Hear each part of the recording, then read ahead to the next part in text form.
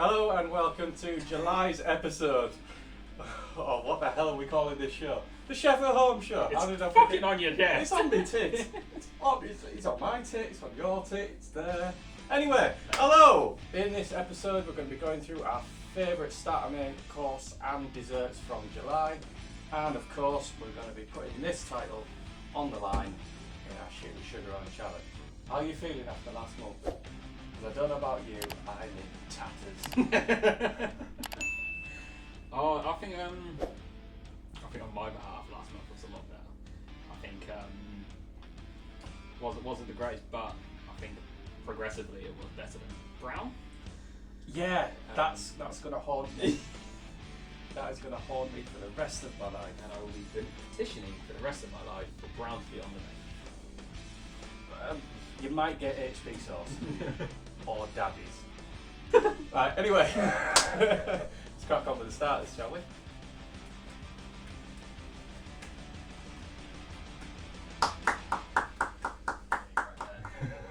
Alright, so today, I thought we'd take something from our lovely menu that apparently exists. I'm new to business news to me, to be fair. Apparently we've had one since April, you said, or something? Yeah, we have had a lot of bespoke menus this month. Like, I can understand why you forgot to take this with. Apparently we have this on an a la carte menu, and If it helps, you helped write the menu? I probably did, but you know, this is many moons ago, and we haven't done this menu in. So as of right now, I'm learning with you guys. So what we got is we have this lovely duck leg. So what we are going to do today is and shows you a very good impression of the legless duck that unfortunately the great viewers cannot see. Maybe we'll have to reenact that with the camera facing you next time. Alright. So, you've got today a confit duck that I still to this day haven't even asked if I'm pronouncing correctly, and just assuming that I am. What I said. Excellente. That sounded bad. Great, right, fantastic. So, just going to take this lovely duck leg, very simple to do this dish, and just place it into a fairly deep dish. And what we're going to do is we're going to take some oil that I very much hope is not Meg's and she doesn't kill me. And we just pour this in, and we want the oil to sit about halfway up on the duck. Just coat the breast as well to give it a nice good coat. So, we have this, so the duck is nicely just coated in oil, but it's also sitting about halfway up the breast. So hit that with this salt just over the skin as well, to help that crisp up. As well, and then season that nicely. Then, so, just going to take a clove of garlic. Just going to crush them. Straight into the oil. Gonna help in, and as it roasts in the oven, it just cooks off. It's just gonna help. Garlic is just going to infuse into the oil, which it fuses into the duck leg. It just gives it this phenomenal flavour. What we've got there is some lovely nectarines that I made earlier. Why did you make them earlier, Callum? Because someone decided to not buy ripe nectarines because he likes to see me struggle. So we've just got some nectarine wedges here. I'm just gonna this smaller, and then these are just going to go into this one. Just put this around the oil as well. Which again is just going to take the flavour from into the duck, but also then give the soften up the nectarines and make them nice. Okay, so this is now ready for the oven. So if you couldn't find nectarines, so like you can't get them in your supermarket or anything, did you use anything else? See, you've got a few options here. See, you could use is, and this is like a fairly like, you can only use this one in like certain circumstances, and the only circumstance you can't use it is what you can use is mandarins, but you can't use them in the presence of Tom. Because he'll pick up on that like a hawk. What will also work quite great is an orange. Because all jokes aside, an orange would work really well. That would help give it like a nice citrus flavour, sweeten it up, bang it. But nectarines they're rarer, they're cooler. Cooler fruit. Yeah, the cooler fruit. Yeah, they as the kids would say today, bougie. Probably not. They probably don't know what nectarine is.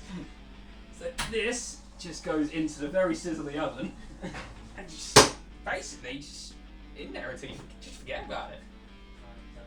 You could just chop that. We tend to do it for a good 2 hours.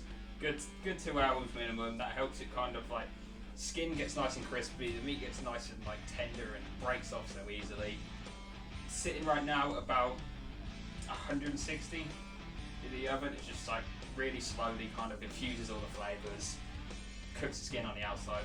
The meat is so soft because of obviously sitting in the oil. Okay, so it's been roughly about 2 hours now, just over.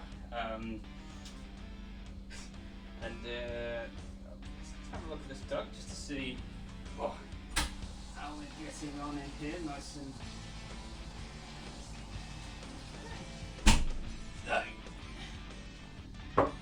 Skin is kind of like browned off nicely. The nectarines are super soft. They're coloured nicely.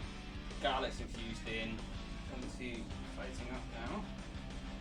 Not burn off. Very molten. Oil there. So we're going to start off this lovely, just mix all these kind of watercressy salad. Just dead in the centre of the plate. Nice colours in there. Now, find that.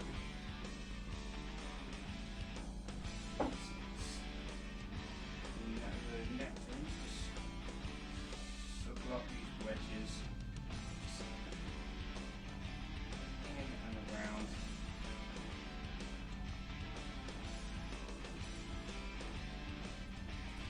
And then finally, somehow stuck duck bread, even though it's very much in oil right now. And then just lay that over the top. Lovely. So, there we have it. A lovely, very quick and very easy, but just as delicious comfy duck leg. Next.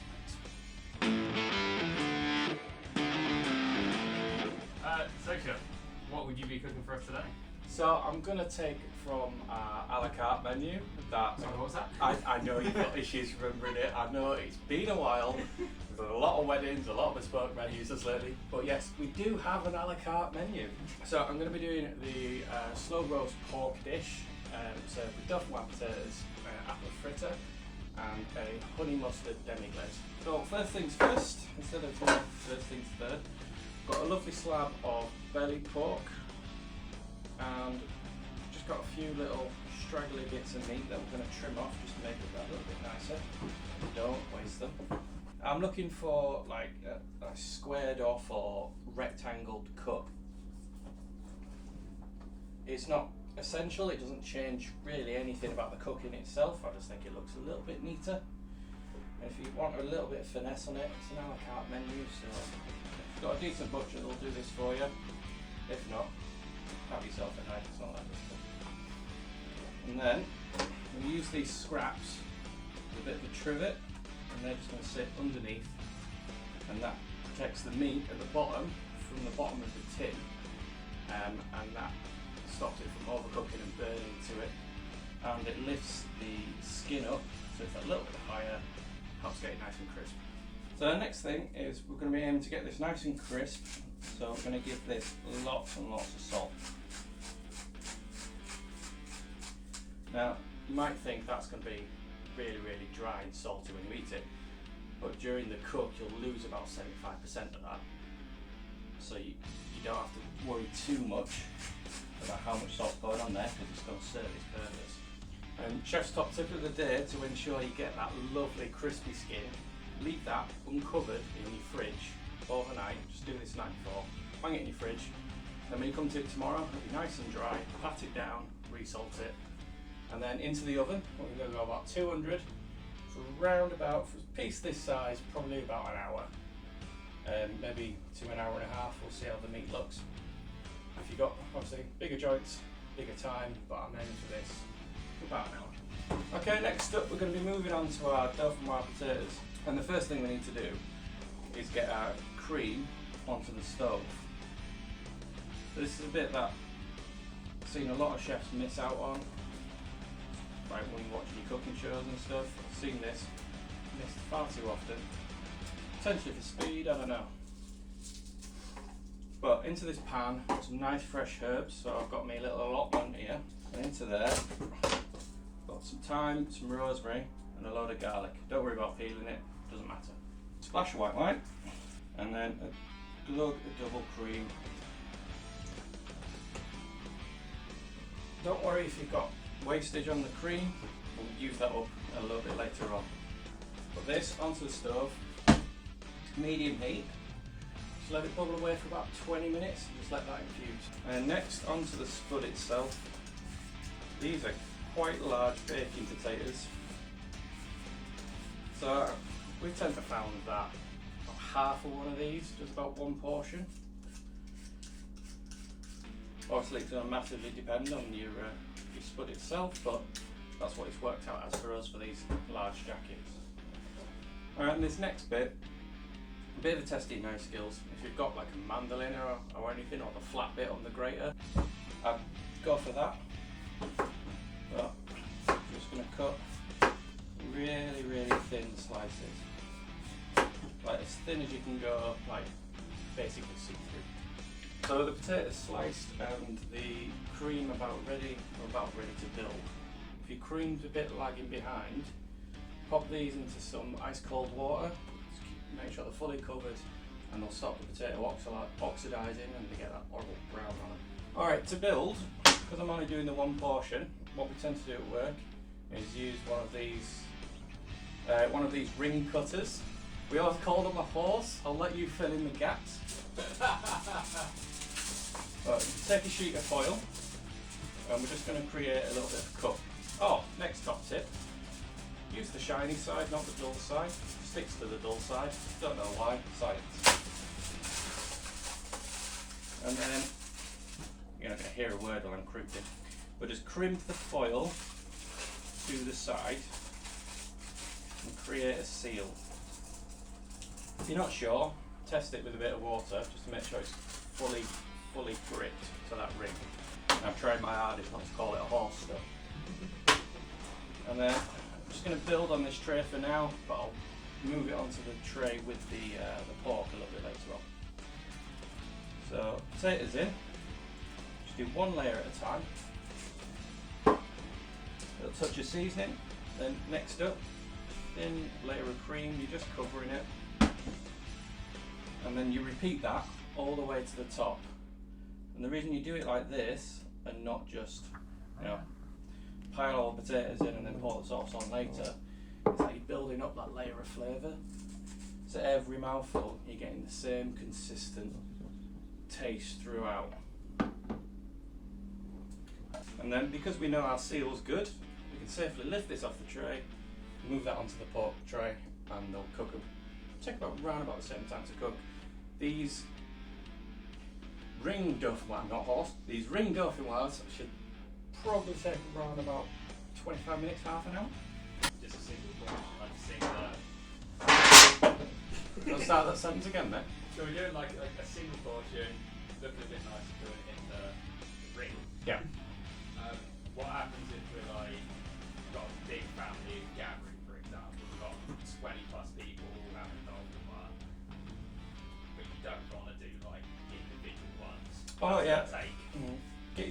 big white dish. I don't know if I've got one to hand.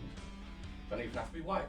Just a big casserole dish, deep dish, and same process. Yeah, big sort of dish like this.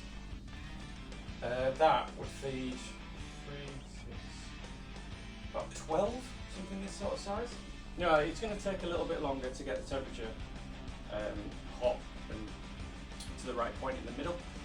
I'd probably give it a good hour. Knock the temperature down just a little bit, maybe to about 180, just to make sure the cream doesn't split. Another good thing is if you do it the day before, like if you build that when you're putting your pork in the fridge, give that its hour, and then sit the pork on top of it when it goes in the fridge overnight, it'll compress the potatoes. So when you carve it out the next day, you'll get nice layered potatoes and potatoes doesn't slop and run away, and you basically got complicated mash. Right, so what we've got left of this cream, we've still got lots of lovely cream with the herbs and the garlic. I mean, one thing it is doing is making the kitchen smell banging, but we can use that for the base of our sauce. So we've got a honey mustard demi-glaze to use. I suppose it's technically more of a Julie because it is finished with cream, but we're going to call it a demi-glaze for the hell of it. So into there, we're going to put in some honey. Now the official measurement is a cubic foot ton. Or just until you get bored. And then about 1 heaped teaspoon of mustard. Again, if you're doing bigger portions, adjust it for taste. Specific mustard? Any mustard? Oh yeah, this is whole grain mustard. If you can't find it, you can use best bet would be like French. English is a little bit stronger, so take the amount down and just keep tasting. Stay away from that American shit. Leave that for the hot dogs. Keep it away from me cookie. So once the cream is back up to a nice light simmer, we're going to pour in some of this. Demi-glaze. So this is pre-made. The reason we're not going through this process today is because it takes like 3 days from start to finish. So we're just going to be folding in some that's already done. But if you really want to find out, there is a video on it already knocking around on the channel. If I'm clever enough or I remember, I'll put the link up somewhere. So mix that together. And you're just going to let that simmer away basically until you need it. And again, if you're organised, you can do this the day before. Just knock it in your fridge and it'll take just a few minutes to come back to the boil. Alright, next up, we're going to finish this off with a nice light apple fritter. Make up the batter, have a fight with a packet of flour. Oh, there's already a hole. Oh, there's the hole. Already a hole. And then in you go. And then some into a mixing bowl, and then some into a, try and get it in a separate pot. Or if you may, over your knife handle. And we're going to season this batter with a little bit of dry sage. And then splash of water, give that a mix up. And once your flour and your water is fully mixed in, pop that to the side and sort our apples out. Nice and easy, top to tail. Get a nice wedge, so about centimetre and a half area. And then if you've got an apple corer, even better. I can't find mine, so little ring or pony after an earlier conversation. Just cut out the centre. Eat it, bin it, do what you want to do with it. I think I'm just, for the hell of it, throwing in the sauce. Let that infuse it carefully and without burning yourself. We're going to deep fry. First off, in your flour, really good coating. You basically don't want to be able to see much of the apple anymore. And then into the batter, and the batter should now just stick nicely to the flour. Made it a nice light batter, so it's not going to be too demanding when it comes to plating up. not going to be too heavy. That'll take about 2-3 minutes to cook out. How hot is the oil right now? The oil is about 160. Safety measure as well, when you're putting it in, lay it away from you. Helps avoid any splashback. What are some ways you can avoid, like, whatever you're frying, just in general, from sticking, like, anywhere in there? So the reason that it sticks is purely down to the, it's naturally going to dunk and go under the oil. Now if that batter's not fully sealed, when it hits the bottom, it's going to stick to the element. If when you're laying it in, if you do it slow enough, or if say it's like a big fish or something, you give it a few laps, it seals the outside, so when it goes under, it just goes bosh and then off the top. Just a little bit of patience and a little bit of TLC. So it's been about 90 seconds, just going to give it a little bit of loving, give it a flip over. And now, should be just about ready to plate up. So out the oven. And you see the pork, lovely crisp on the top. Dauphinoise. Just check it by stabbing a knife through the middle. Absolutely no resistance, it's good to go. So then, nice and carefully, knife around the sides of the ring. Peel this foil away. And just leave the ring on for now, because that's cooling. Don't want it to just collapse at this late stage. And it goes under, underneath, and now we lift. So playing that up just off centre. And the pork just sits nice next to it. That will just sit marrying the two. And we take our sauce and just fill in the gaps. Don't be tempted to just chuck it straight over the top, otherwise this little buckaroo setup you've got going, that can all go to shit. Now we'll finish it off with a bit of allotment, one across the top.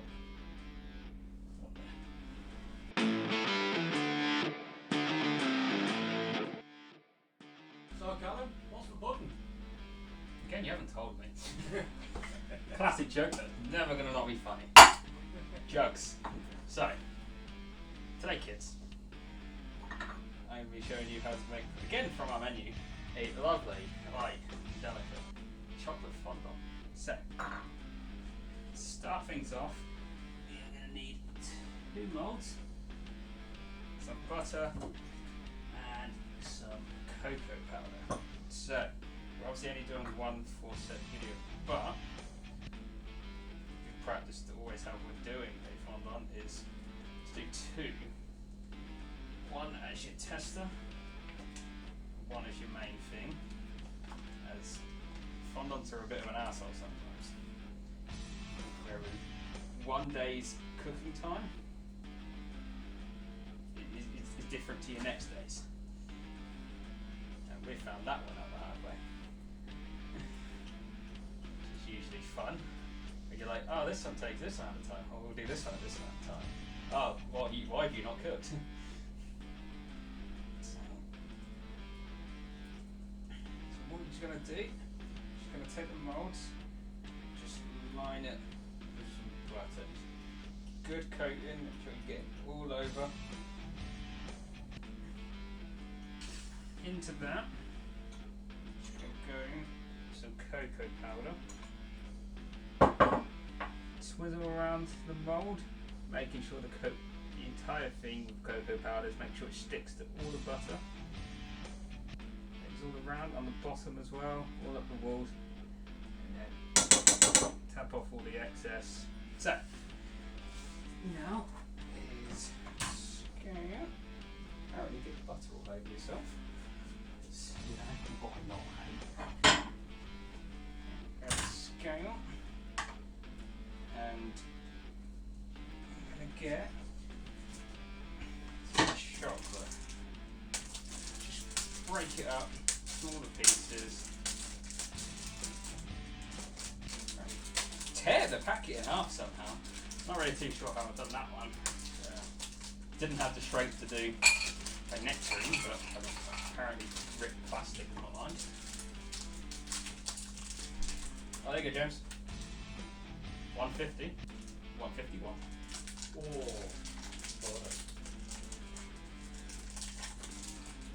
And we're looking for 250 grams here. 250. Excellent. On with good luck. And then following that, we're going to go in. Now let's see. He has a thing with butter and their weights, so.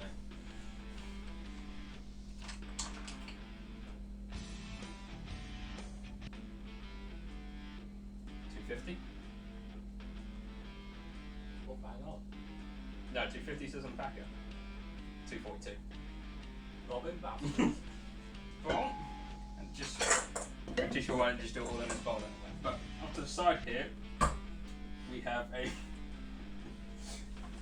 I'm going to share that. Okay. We have some boiling water going, bowl over the top, create a bain-marie, and just let that all melt together. Equal parts chocolate to butter. Now, for the loud part. Now this is where I've got to really try and remember, because at any point, I could easily make brownie. And that's not what we want today. So,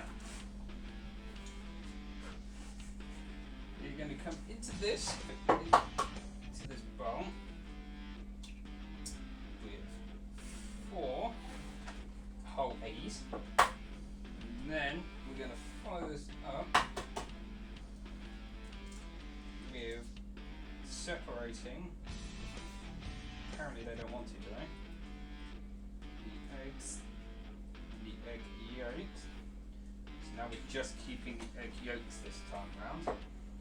So this is a great time, and what we decided to do is we decided to put fondant on it, but not anything meringue, because this would be a grand time. All this lovely egg whites to make some lovely meringue. You make a good point. Yeah. So we're just going to come on this with double the egg yolks to what we used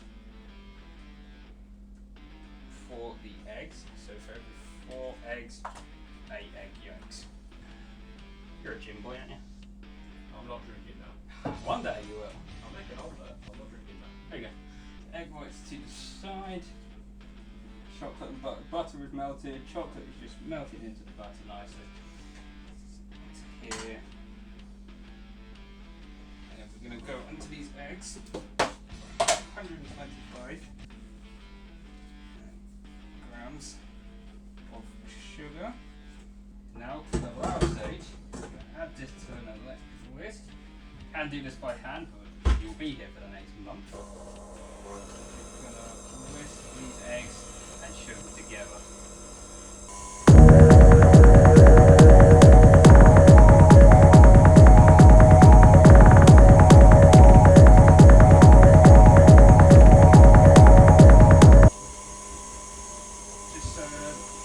Whipping together the eggs and sugar, trying to get them nice and thick, also nice and light and pale in colour. Okay, so the eggs are now just starting, you can see it's getting thicker, also starting to take on a nice lighter colour.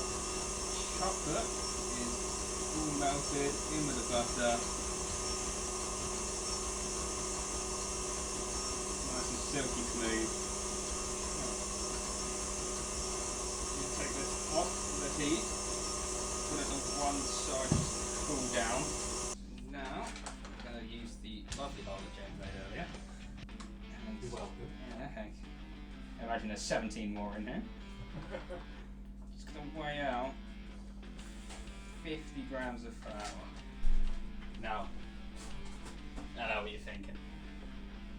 That's not enough! Oh, that's not enough flour! I know it's not enough flour, but it doesn't fucking look it. I don't know the science behind it, but this is enough flour. That shouldn't be enough flour, but it's enough flour. It boggles my mind every time, because we have the egg mixture is now tripled in size. So how is this dropping so low? God. It's a little early. So. Get it. Okay. In the flour.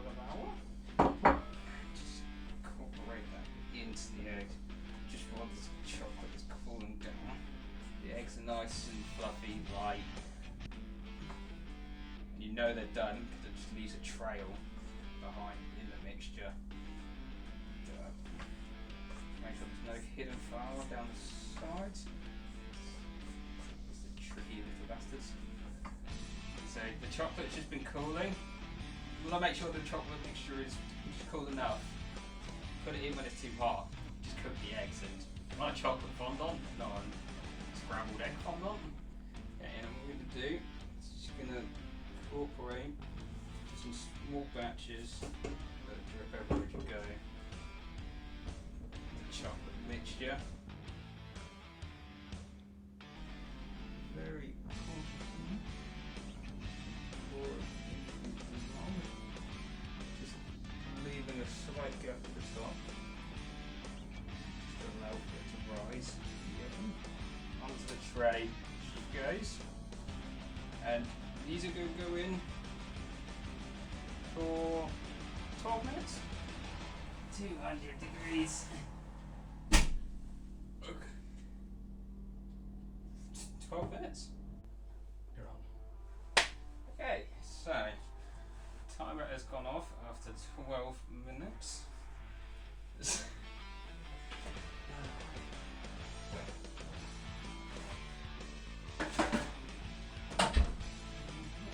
Run gently around the sides, don't accidentally pierce it. Maybe like that pierce around here. Oh.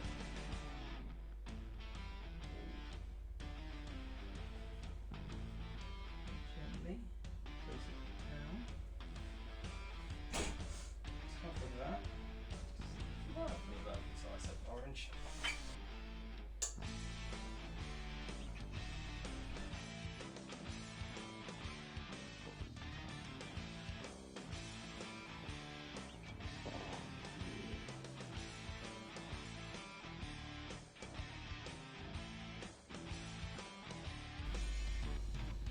You dressed? Basically. Fair enough.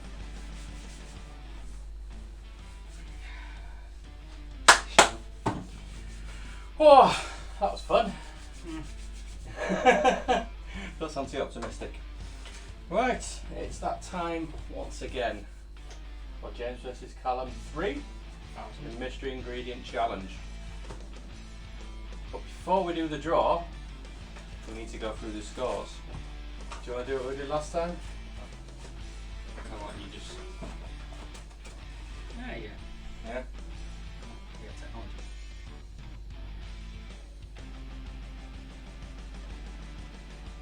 Ah, that's okay. For the first votes, were nice and simple, 1 and 1. Okay. The second was 7, 8. Ooh. Next was 3, 5.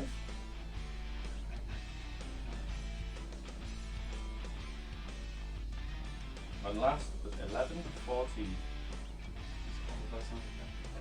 Also lost count a long time ago. It just took one of them. Okay, It just confuses me when I was trying to remember two lots of numbers. okay. Chef 1. 1, Mm-hmm. 7, Mm-hmm. 3, Mm-hmm. 11. Okay. Chef 2. 1, Mm-hmm. 8, Mm-hmm. 5, Mm-hmm. 14. Okay. Okay. What was it last time? It was like 1 out, wasn't it? It was like, I think I won by 2. 2. Okay. It's a little further this time. Okay. It's not massively out, but it's there's a bigger gap than last month's. Aye. Chef 2, 28.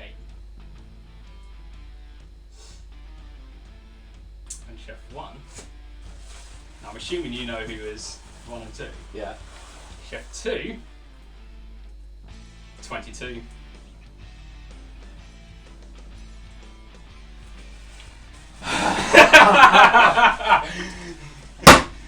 Yes! Bastard! We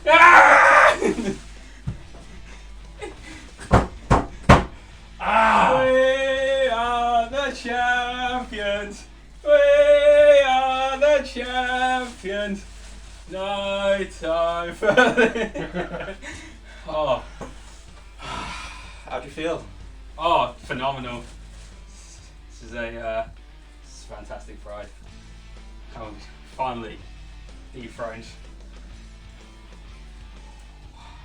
But on the positive side, you are the longest reigning champion. Yeah? Well, fingers crossed, you'll have the shortest. We've got to do our draw now, so shall I go first?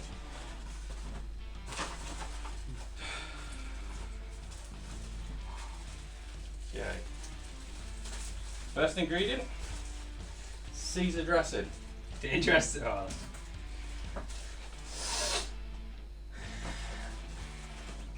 That's not bad, it's just I'm just not hoping for something else. Shredded wheat. Ah. Okay. Oh.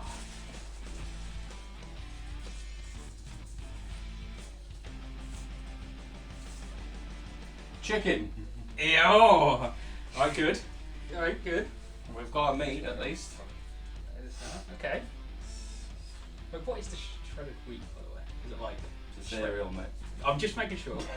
We just had the same mushrooms.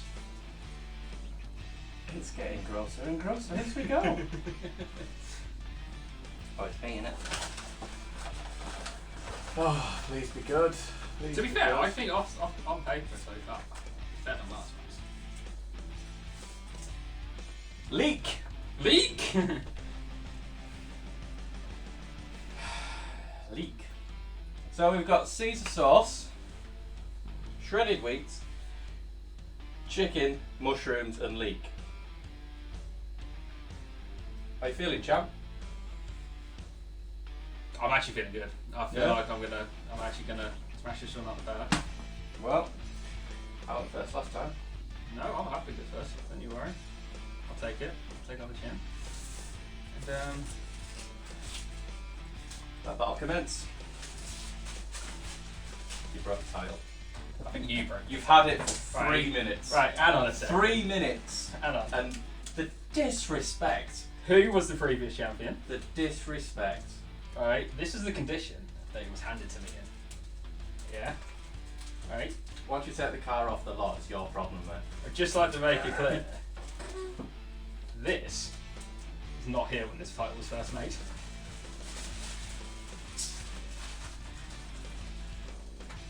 I realised I put it on the wrong shoulder. Oh yeah, pull it down. I don't think I'll ever do this one. Okay, so. Not massively 100% sure what's going to happen here. I've got my ingredients, I've got. Not 100% sure what to do with them.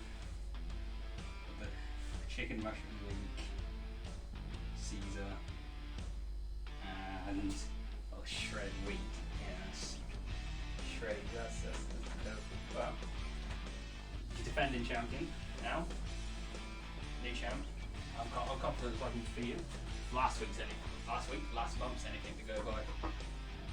He's going down again. So.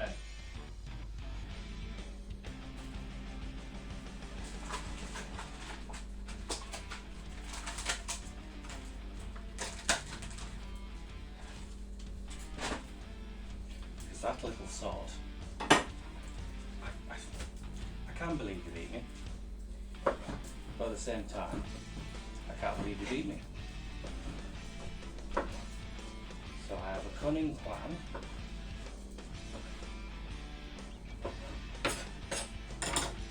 And I will win that fucking belt back. So I'm going to start off. I'm going to puree this chicken.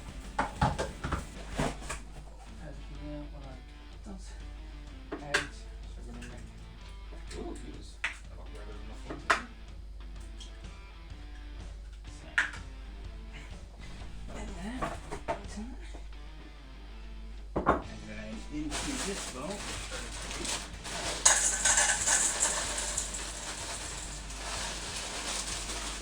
Almost going to do some kind of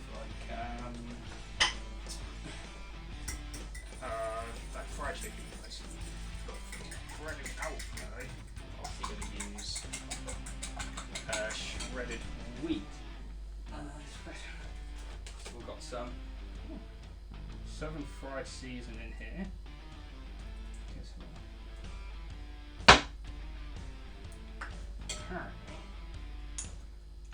Apparently, the eggs again as well, then apparently.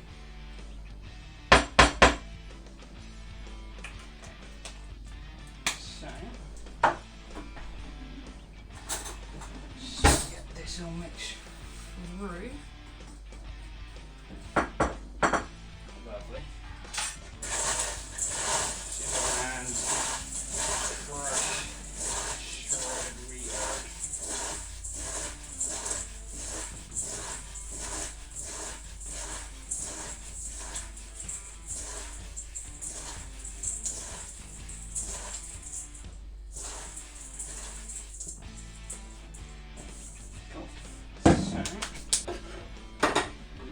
I'm not going to worry too much about the board. This is all going into that blended chicken anyway.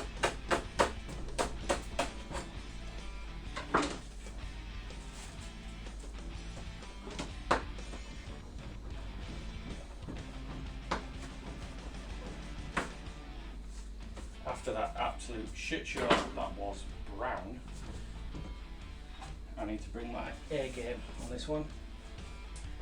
Go on, because chicken. Oh, it's dusty, I'd say.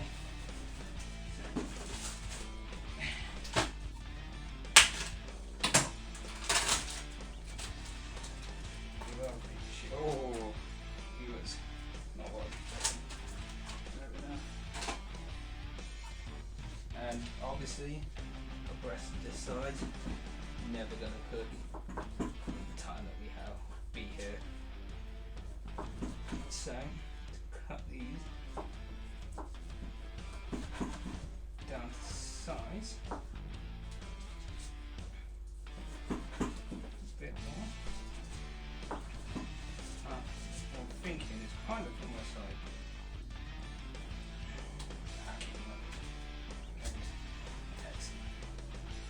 so next again. So fry all she goes.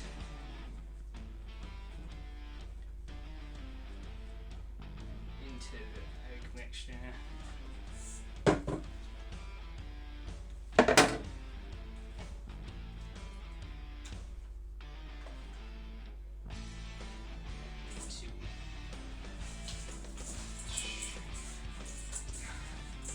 It's definitely not something that I do every day.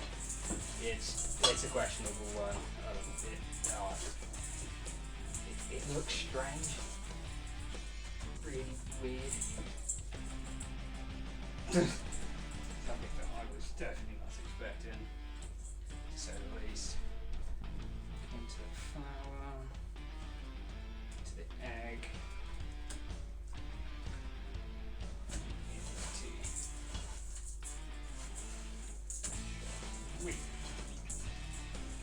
To be fair, it's got one thing. It's sticking a lot better than I ever thought it was going to. Arguably, it sticks a bit better than really good breadcrumbs. I'm not really too sure how. It's strange. Don't know how to feel about this.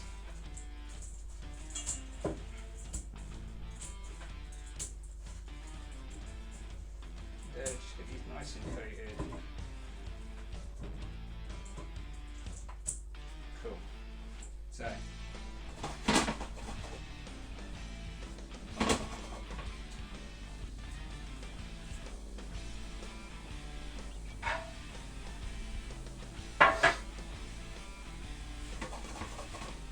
While that's frying, let's split this chicken. Not cutting all the way, I just want to open a little flap. We'll see why in a second.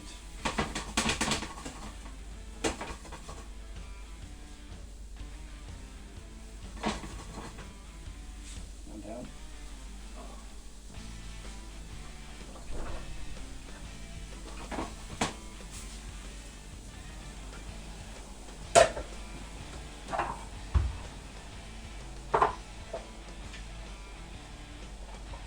So as the leek and mushrooms, just sauteed some of them, not all of them. And use some of them again in a little while.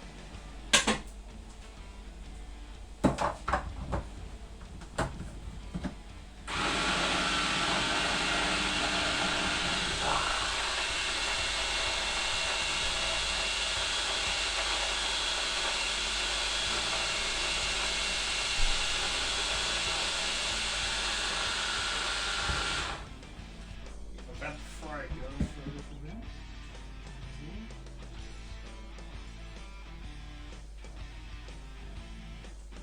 Try and get colour onto these.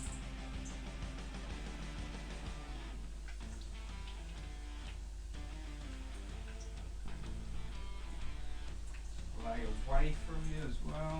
Very hot oil here. I'm a little bit nervous this is also going to be a brown colour. Oh no, we're fine, we're fine. I'm going to take a little bit of this mousse and into the middle we go.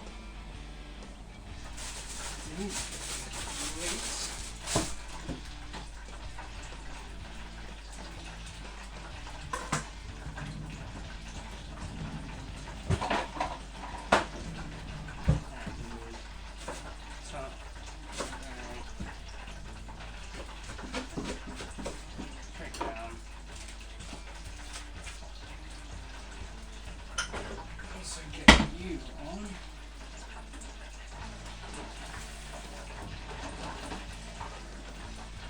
Okay, into the side. Very good.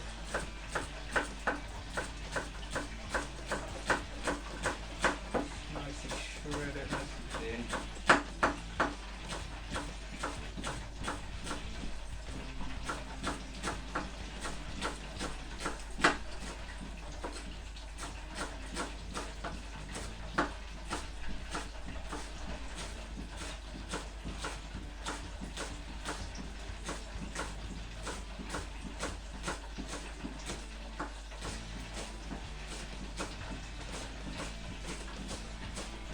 Cool. And then,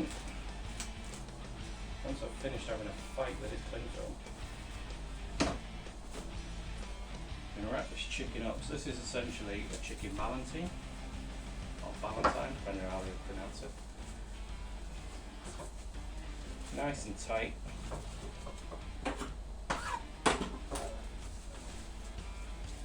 And then tie off the ends. And this is going to sit in this poaching liquor here. It's best. Chicken looking. It's really weird.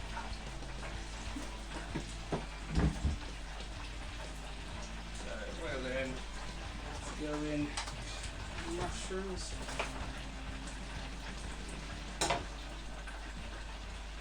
Simply half these. Okay. So I'm thinking more, rather than a main course, more of a starter kind of thing. That one feels the simplest way to go with this. So, into the zone, the leeks, and then these half mushrooms. These little And a few other little bits and pieces.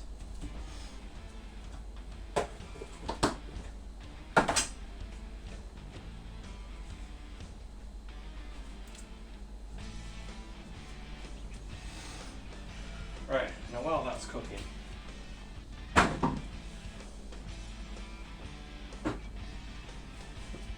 flick them over.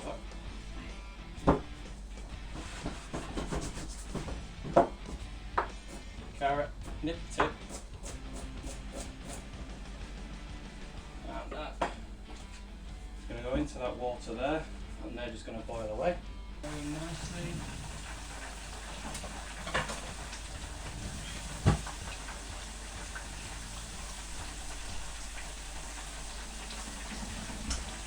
Weird thing. Ah, we don't know where to put everything. Ah, right in front.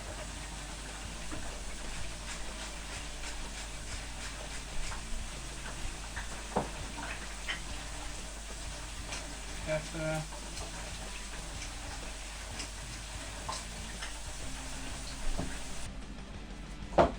And this other carrot will be a little bit prettier with. Trimmings also into the water, and these into the tray.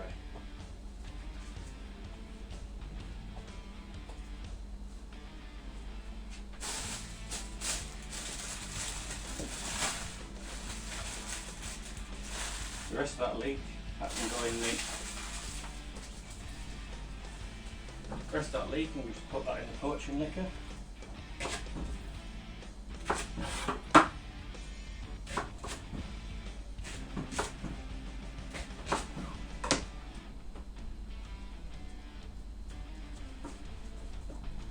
Again, into the tray. A bit too big to be fair.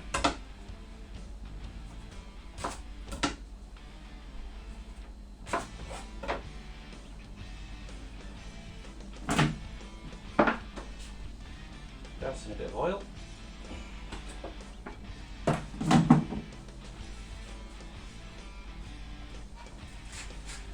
Use the salt, there's your pepper.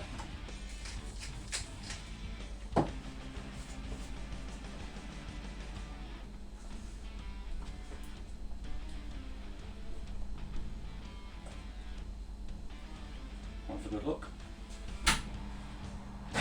Into the oven.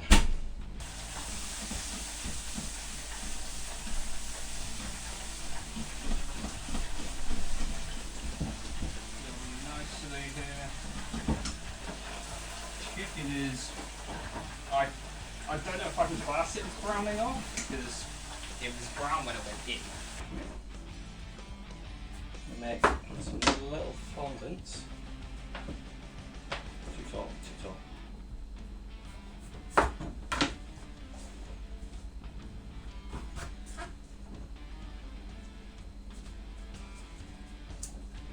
Whoop, nearly got away from it.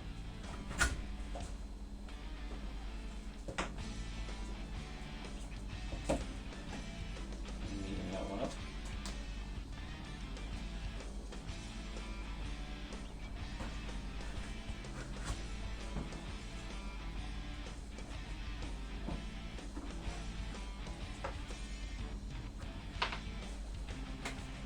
It's interesting to say the least.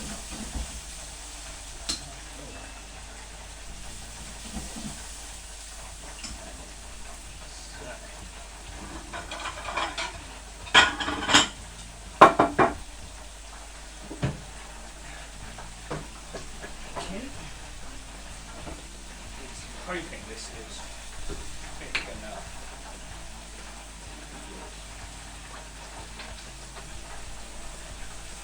Down the centre, like so. We're going really back to basics on this. Really delving into the old French cookbook. Some garlic and herbs using in as well.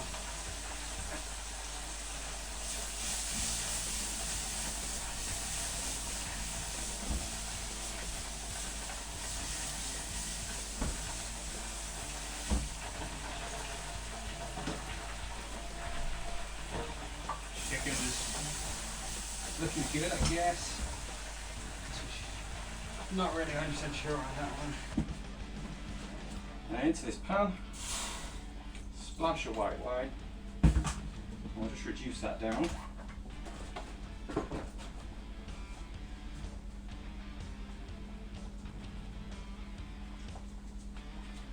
And then, because I just don't have that much time, I'm going to crush in chicken stock cube. Just speed up the process a little. That is works surprisingly well. I don't know what intriguingly interesting.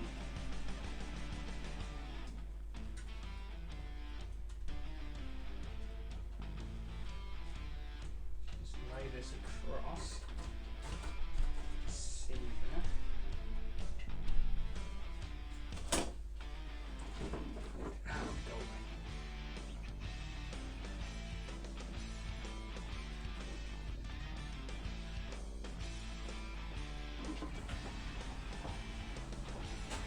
Now, I'm going to take my mushrooms, just going to peel all this off, don't need this skin and that.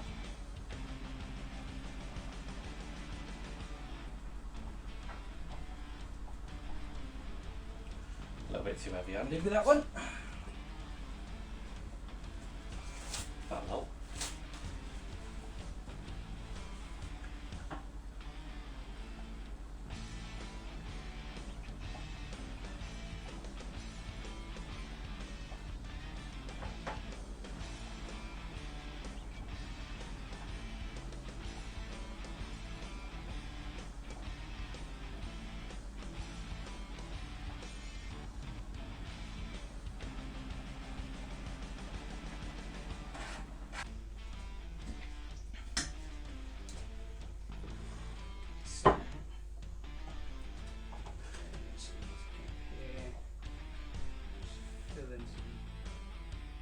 Mushrooms.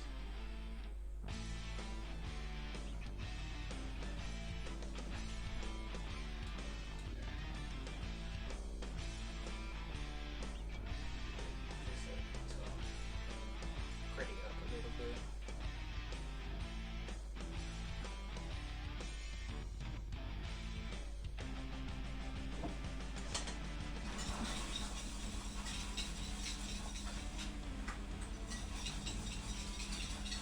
Keep an eye on this sauce, it's reduced down again.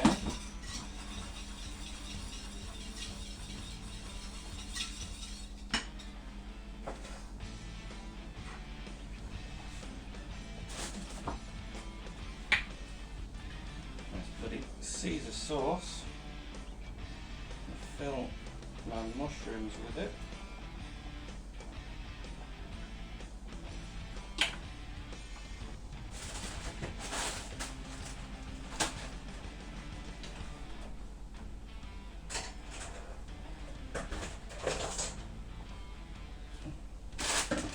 Let me shreddies.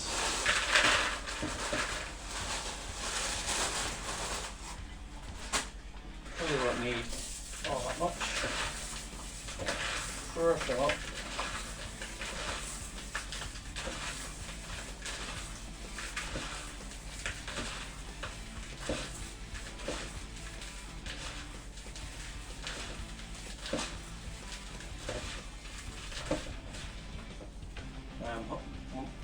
What I'm hoping is that the sauce and the water in the mushrooms is going to help these stick. Let me just top those off. Probably going to be a little bit of leakage, but it's alright really in the grand scheme of things. I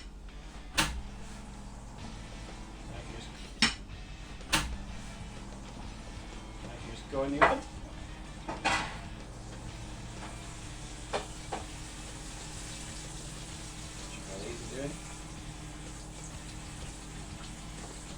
Not bad, eh? Not bad.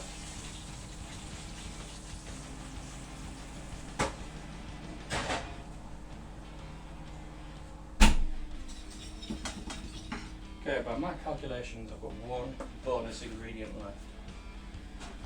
So I'm going to go grab some butter. Okay. Just quickly. Just around.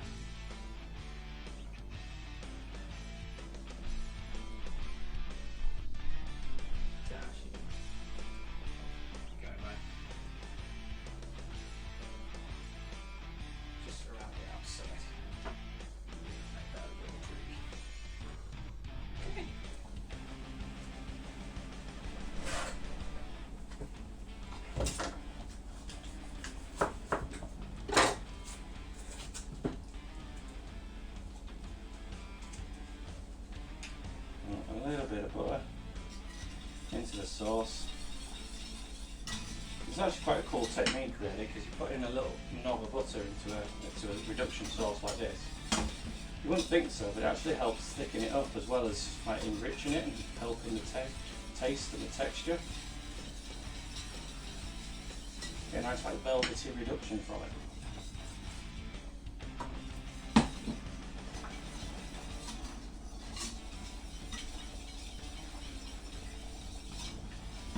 And with those 2 rounds of reduction from the wine, you're actually getting like a nice deeper stock of sauce from it.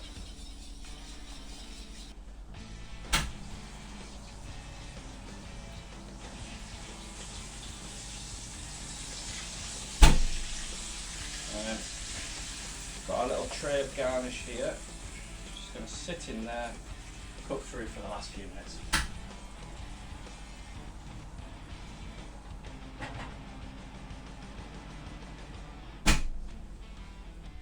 So, ladies and gents, this is my creation for this week. Some lovely shredded Greek fried chicken with some garlic and herb mushroom leeks and some lovely Caesar sauce on the bottom. I hope you guys enjoy this. It's interesting, it's unique to say the least. The crust on it is actually incredible compared to what's actually on the outside. So hopefully by next month I'm still champion. Please vote for me. Your champion is out.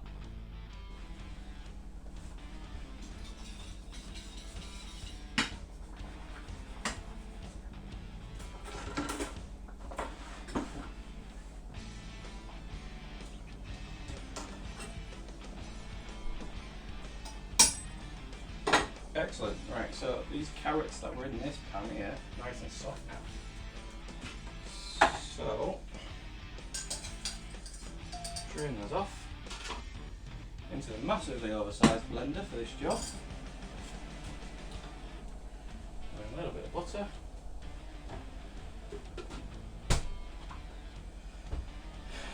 And now I pray.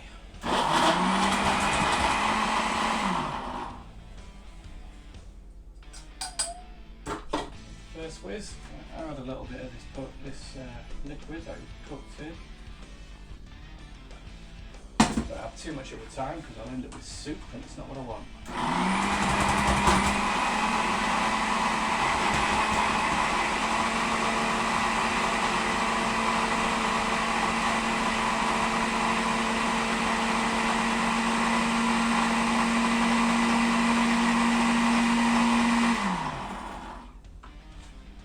And almost by magic, it's not fucking brown.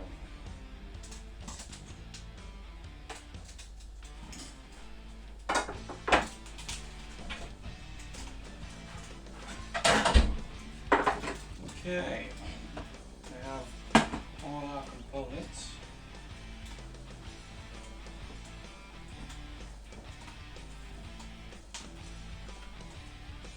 Feel a bit better about this one. Well, I feel a lot better about this one.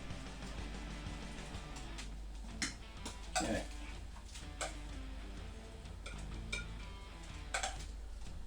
Not the best pattern plate in the world to show this style of presentation, but counting them all, at least it's not mush. So Caesar mushrooms, start on my little puree islands.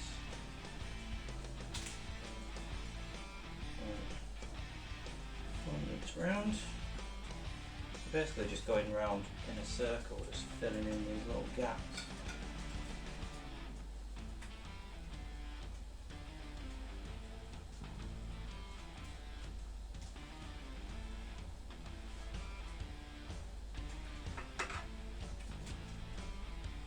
Hopefully, yeah, that's the stuff.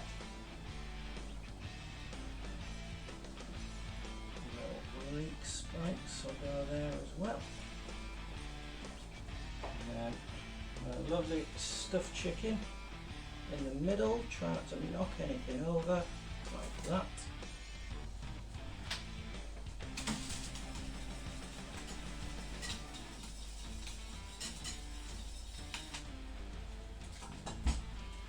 one last little flourish from my sauce. Just trying to get that right consistency.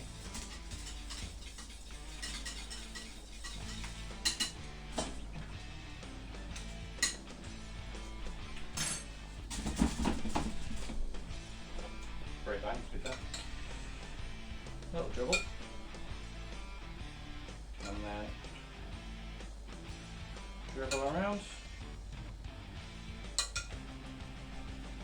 And then a bit more generosity. Now I've got my pattern.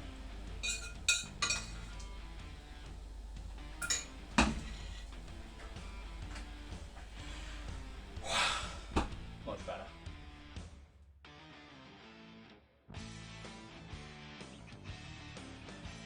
Okay.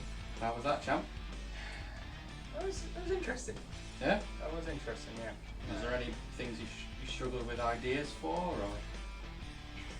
No, this time actually not. It was a roller coaster of a ride from what you understand this I've got when I was reviewing it, because it was kind of like, you remember earlier with the unit what when we ate it, and like it looks different to what it tastes like. Yeah. It was really weird looking at it. Okay. So, but yeah, how's that for you? Pretty good. I felt alright about it. I can tell you're a lot more confident than last month. Yeah. Brown. There was a concerning moment. I don't know if you heard the blenders going. Yeah, I was waiting for that. It's brown. Yeah, there was a concerning moment, but it's okay. It's turned out okay. Okay. Right. Who goes first? I can't remember. No, I think you went first last time, so. Okay. Place this down. You're coming home. We're back to Papa. Okay. So. Wendy. So this time, I went down more of a starter route. Interesting. We haven't had a start well, have we? Not really, no. No. No. So I've gone down more of a starter route for this. It's great because I did a dessert. Did you? No. I was really excited for a second. I was like, oh, he's done what he's going to do last time. So, what I haven't done as well, I haven't put pea shoots on this so they go shit. Yeah, I haven't bothered with the grass because it just wilts. So I've gone down the starter route, and last month I didn't have a name. This time I do. So what I've made for you, the lovely of southern fried shredded wheat chicken. Oh. Oh. Now, it has been sitting a while, so the leeks on top have. It wilted down to it. But they were cooked. I like the idea. I did contemplate something like that. Now, what I was explaining earlier, But now I'm glad I didn't. I was sitting up there going, please don't do it, please. So yeah, so I've got some, the Tito was obviously fucked the going on, but hey ho. Finger up. So, again, it's just, so the chicken breast cut down, stripped, because I didn't trust the fact that an entire chicken breast would cook in 10 minutes. Cut them down, eggs, flour, but in the flour, southern fried seasoning, beautiful. Genius. And then obviously, ironically, I shredded the shredded wheat into like this finer thing, and then coated it around, which surprisingly actually coated the chicken better than what regular breadcrumbs do. Interesting. Really weird, throwing me off.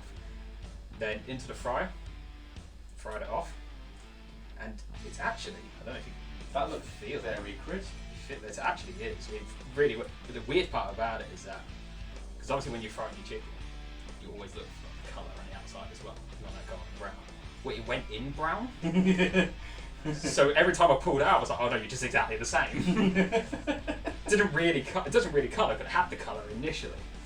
And then what I've then done is I've just halved the mushrooms, shredded the leeks into the pan, and then fried them off, a little bit of oil with some garlic and herb seasoning, just get them nicely salt aside, and then as a base is the Caesar dressing. So there is like bits on the top that haven't seen Caesar dressing. Okay, so it needs a dip. You're gonna get all the seasoning and stuff. Yeah, Yeah. it's kind of almost like the fish cakes on the menu kind of thing. Okay. That's kind Yep. of, and then drizzle gomo over the top. Also, leeks were over the top because I had to obviously test chicken Yeah. to hide the. Okay, so I had this genius idea of I could do with a cloche, and the bowl was the best thing I could think of, but now I don't know how to take it off because it matches the rim of the plate. So bear with. So I need to look away. No, we're good. Okay. Interesting. Yeah. So I went back to basics and went down the sheer French route. So what we have is a Valentina chicken, and I blended part of the chicken and mixed that with leek and mushroom, which had been sweated off. Stuffed it and then poached it in a poaching liquor over here, just using the trimmings from the rest of the veg. And then I did fondants of potato, carrot and leeks, and then I stuffed the mushroom with Caesar dressing, and then similar to you, shredded the shredded wheat, crushed it over the top, and used it like a stuffed mushroom off the canopy. Okay. So that's the route I went, and then I made a quick white wine reduction. I was just about to say, what is this last thing? Yeah, it's just a quick white wine reduction. It's bled a little bit now because it's sat, but Yeah. hopefully You're never going to win with it's stuff like that. retained the taste. But like you, I didn't go for the grass because I thought it's just going to wilt on this. Yeah, last time. Yeah, I carved mine just to make sure it was fucking good. Yeah. Oh no, I know it's good. It's just I'm just curious the shredded wheat like side of it.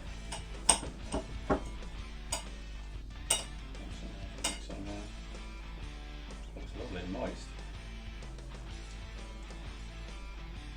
I hit crunching, and that feels good.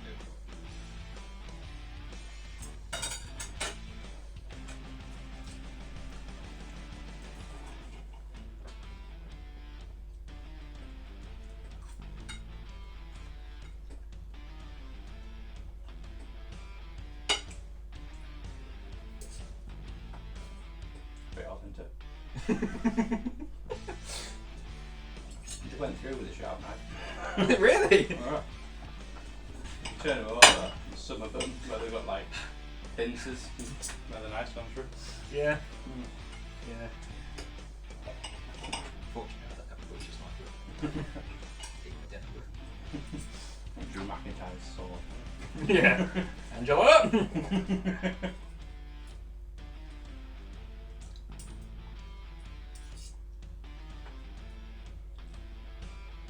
What do you say was inside the chicken? So it's a little bit of the mushroom, a little bit of the leek, and some of the chicken.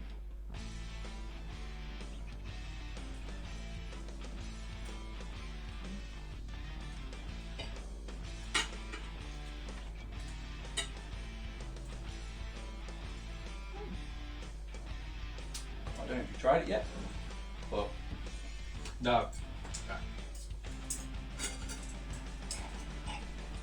Not the mushroomy part, so yeah. The swap it back over here.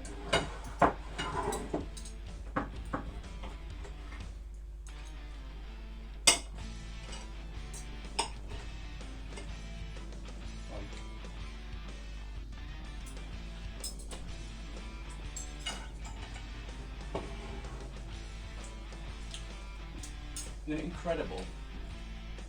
The two massively different interpretations of the same ingredients. It's weird, and I'm not just saying this because it's mine. It's like it's weird how it weirdly works. Yeah. Shredded wheat on the outside. It shouldn't. Like it's really confusing because like my mouth's like, oh, this is fried chicken. Brain's like, no, this is cereal. Yeah, it's bizarre because like it's still got that little bit of sweetness from it. Mm. I think for me, I think I could have done with more of the southern spice, because I think the shredded wheat has sort of like evaporated the spice from it. Slight hint, but I could maybe done with it being stronger, just for my own personal taste.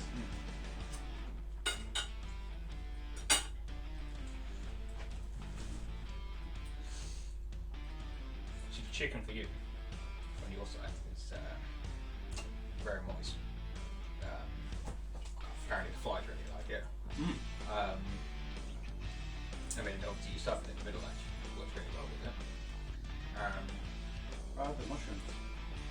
say, the mushrooms are actually,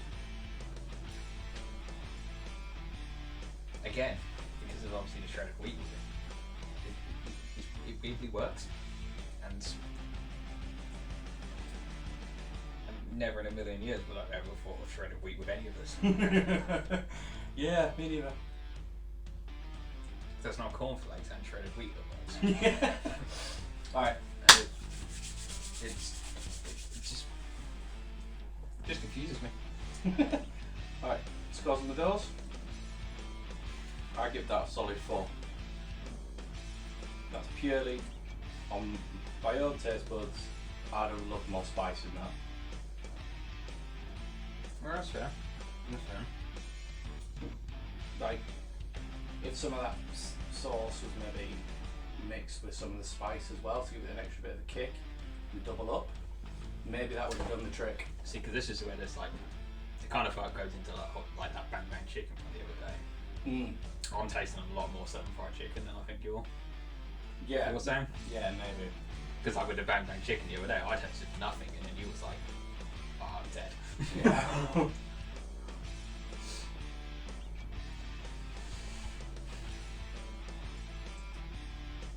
I think as a whole, it's easily like a 4.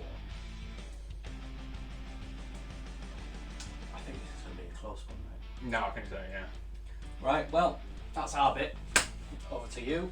Need votes, leave it in the comments section. Facebook, Instagram, all that shite. All the links are down below as well if you want to head there and place your votes on there if you prefer.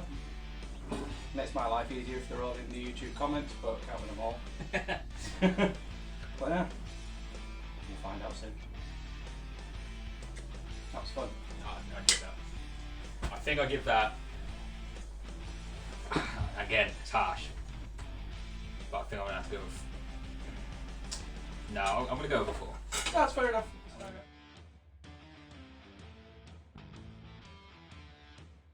And we have some questions from off of the last video that I have here to read out for you. And we have the first one from Little Squid. Interesting. Interesting, yeah. And they ask, "Hey guys, love these videos. This is a bit dark." Fuck off. Sorry. Family. Go on. Okay. "Hey guys, I love these new videos." No, don't come after me. I'm not defending you. I'm on this side. "Hey guys, I love these. I'll eventually read this out. Hey guys, I love these new videos. This is a bit dark, so I get it if you don't want to use it. Oh, we're using it. This is Interested. This is content. I've always suffered with depression, and have ever since I was a teenager. Oh. Being in lockdown really made my mental health worse, but a friend suggested cooking as self-care. It really helped me out and brought me back to the real world. So my question to you guys is, what is your go-to dish if you need to lift your mood, and why?" Oh. Do you want to go first, or? Is that because you don't have one in mind? No, just being polite. Ah, it's up to you. Okay.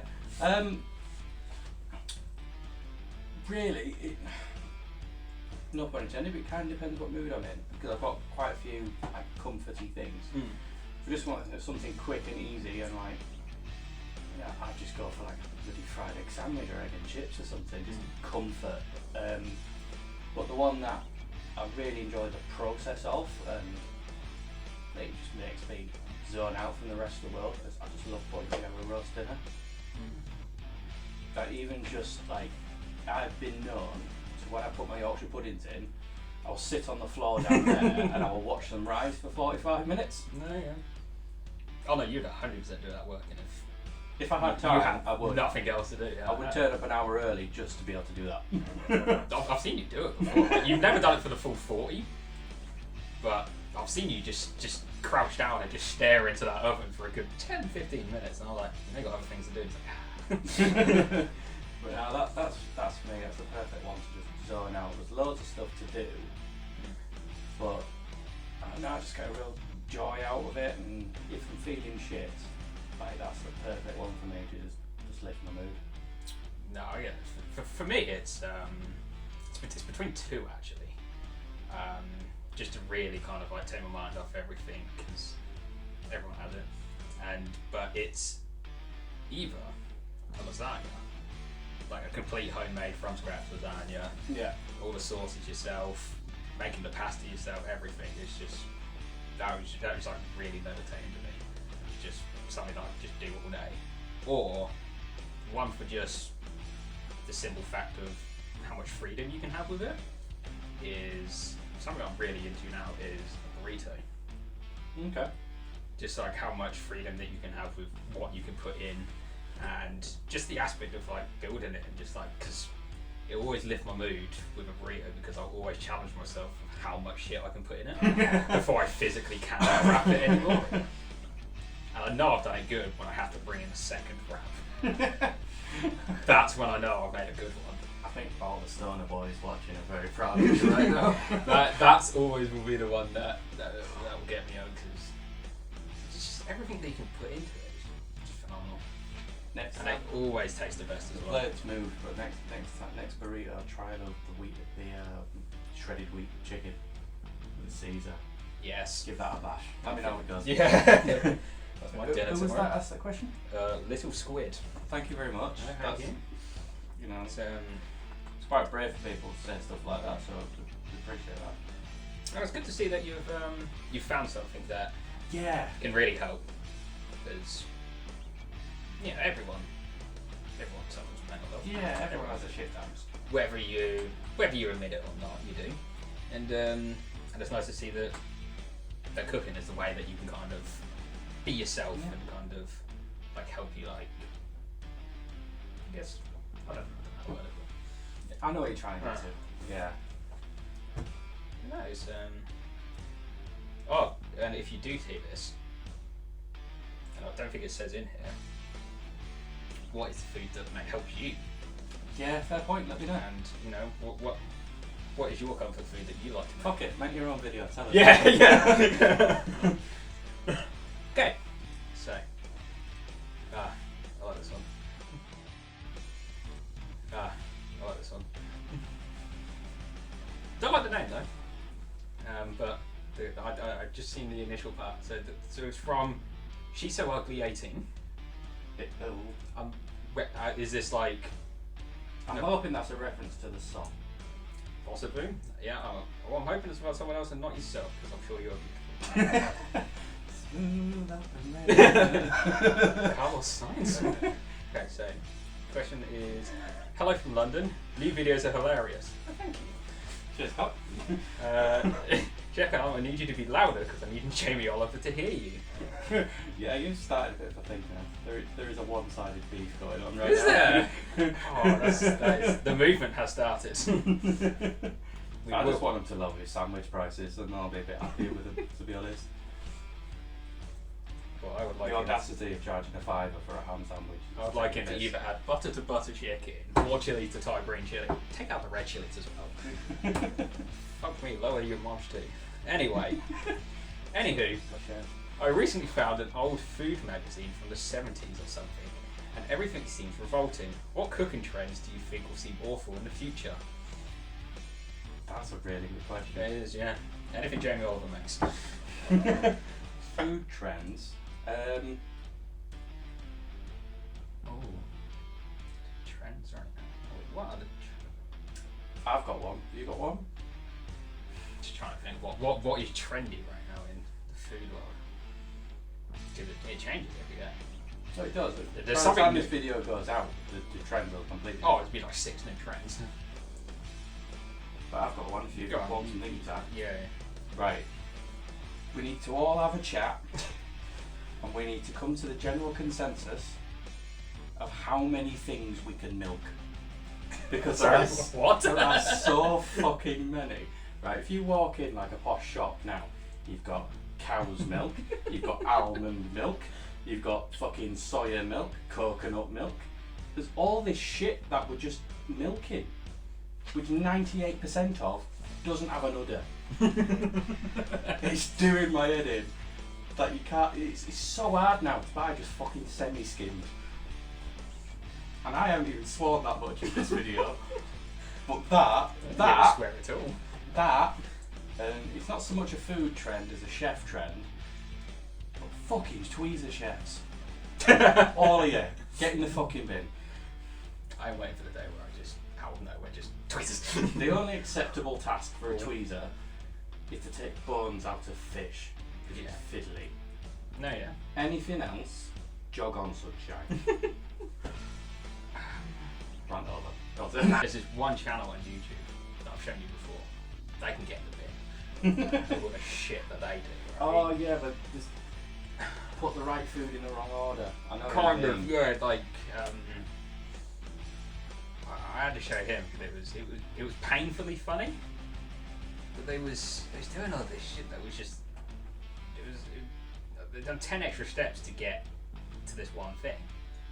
And it's Was it you that showed me the one of the lasagna in a bowl when you turn it out and then you've got this like dome of pasta and then you pour your sauces over it?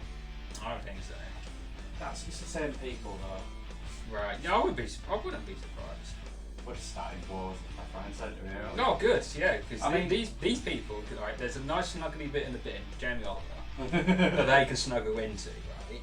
Fair folks, right, they've got an audience and people are watching and there's fucking subscribers galore and all that bollocks. Right, they'll piss rings around us when it comes to terms of the numbers. But I'm sure people just watch it just for the carnage. Yeah, I think it's just mainly like the overcomplication.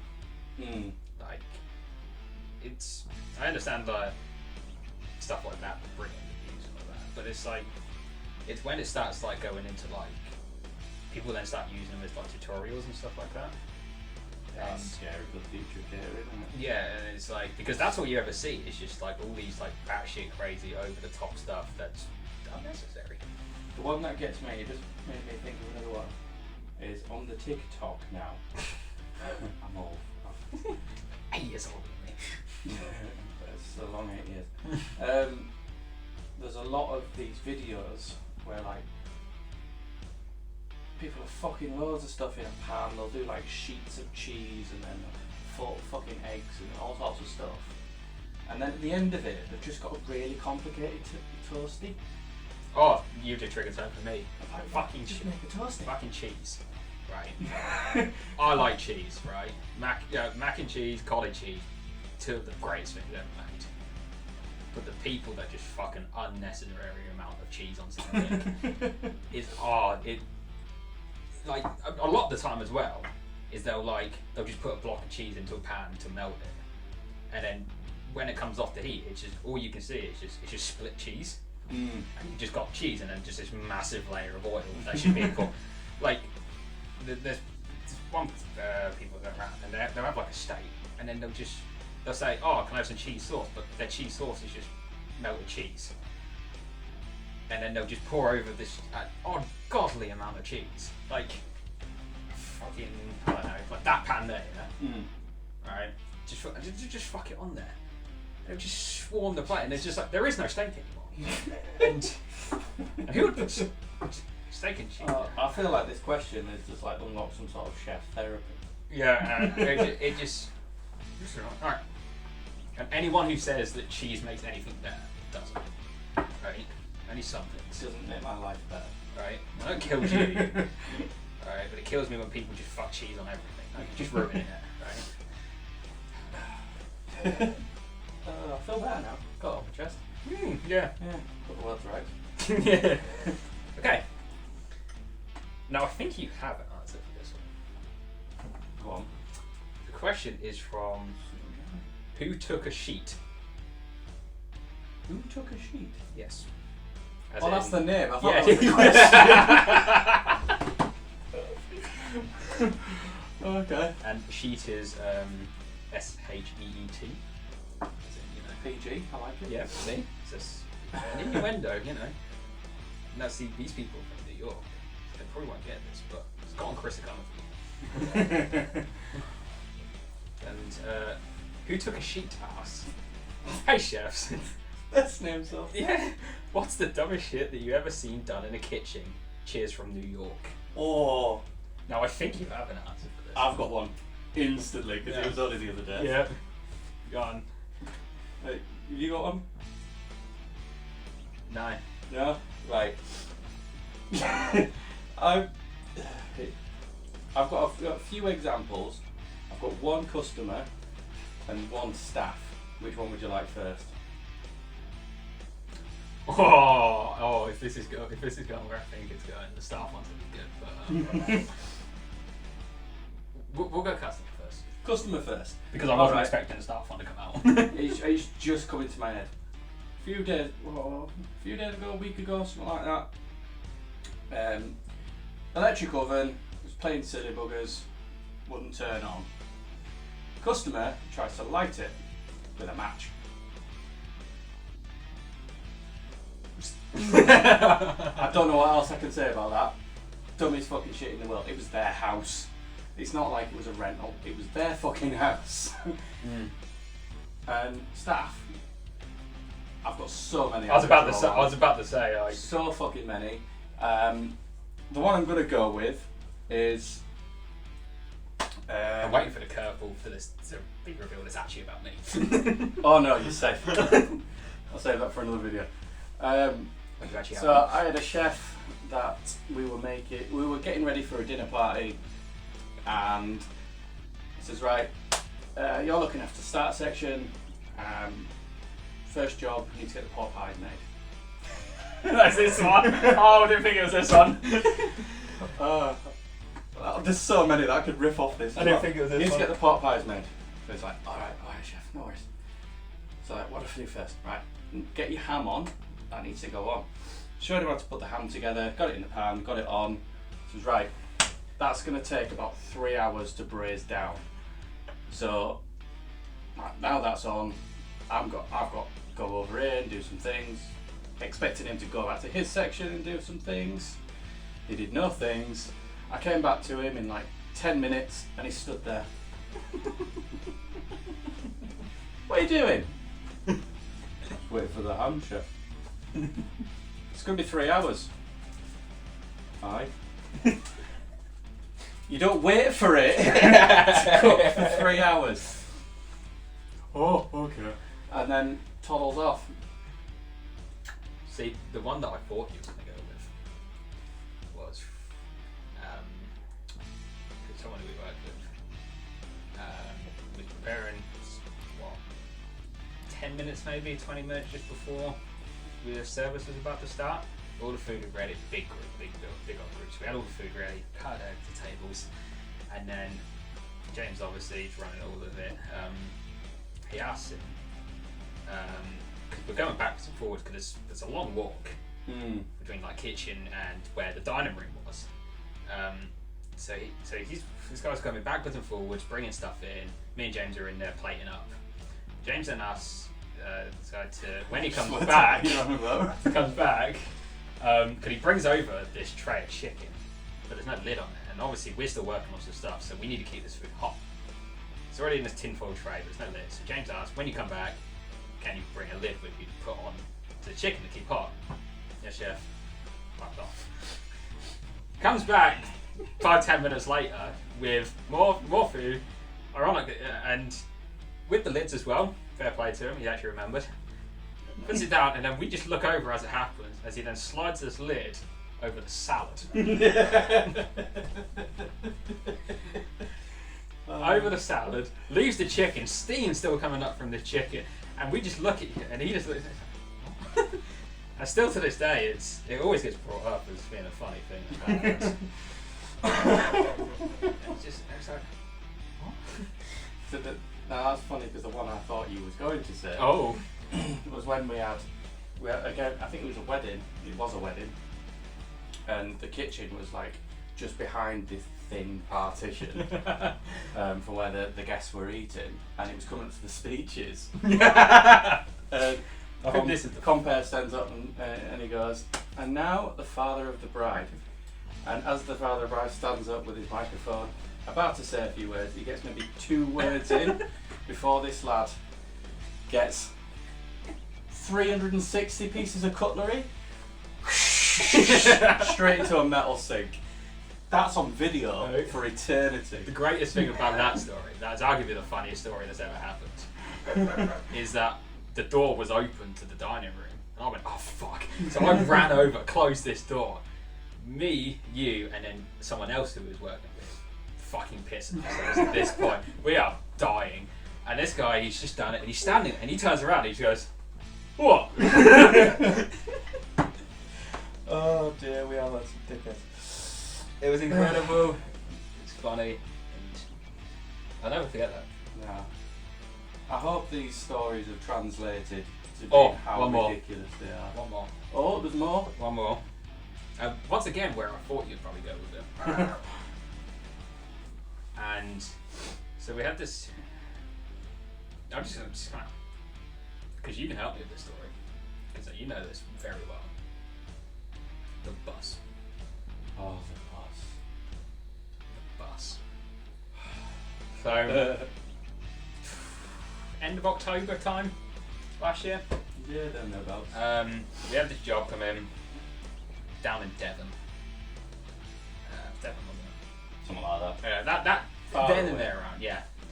Obviously, don't know guys, you know, we're in Kingsley, long old trip. We head down there, and then we get to this, go down this track, not a soul in sight, and then we find this cottage. Cottage, wasn't it?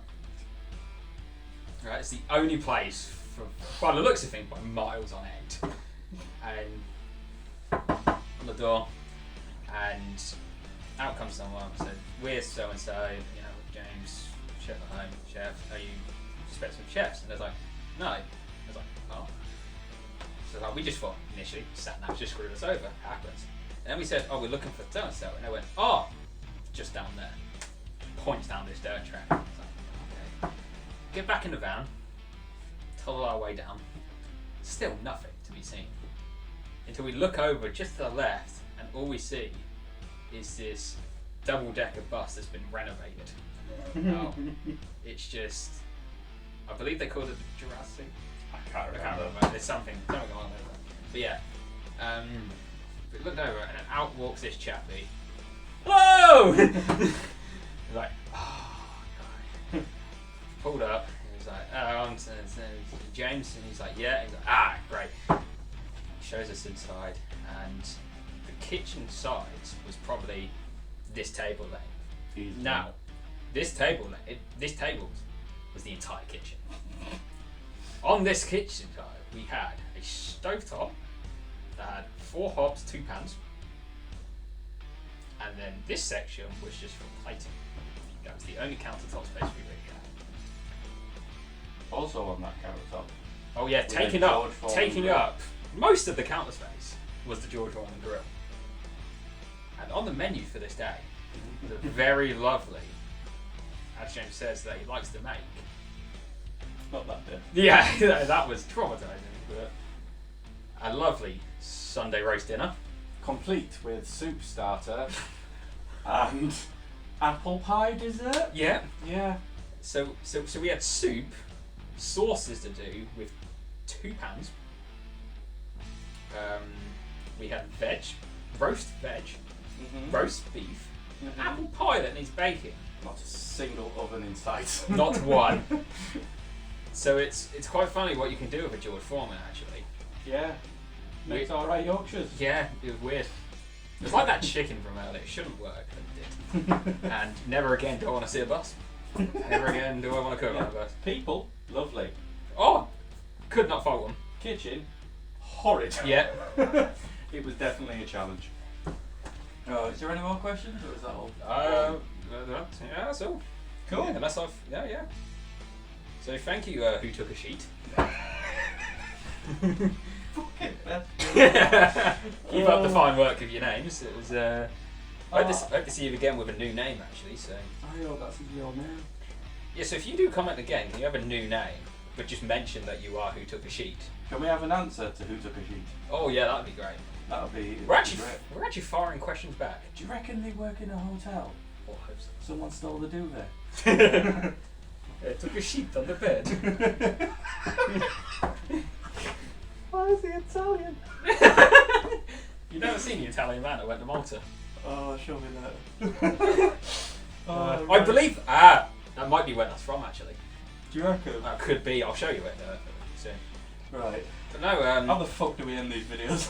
thank you, Little Squid, She's So Ugly 18, and Who Took a Sheet for your fine questions. And yeah, probably that's it. The fucking disrespect. This is my Nexus moment. Alright, so thank you very much for watching. These are our favourite 3-course meal for July. Still July? July, yeah. July, yeah. Yeah, Bring it yeah. out. Jeez Louise. Summer's Coming kicking in. me in the tits. It really is, isn't it? Right. Right. You know the drill. Votes on the Mystery Ingredient Challenge. Send your questions in. All the details are in the description below if I remember to put it in. But it's been Callum. I've been absolutely knackered. Ta-ra. And I am your new champion. Dick.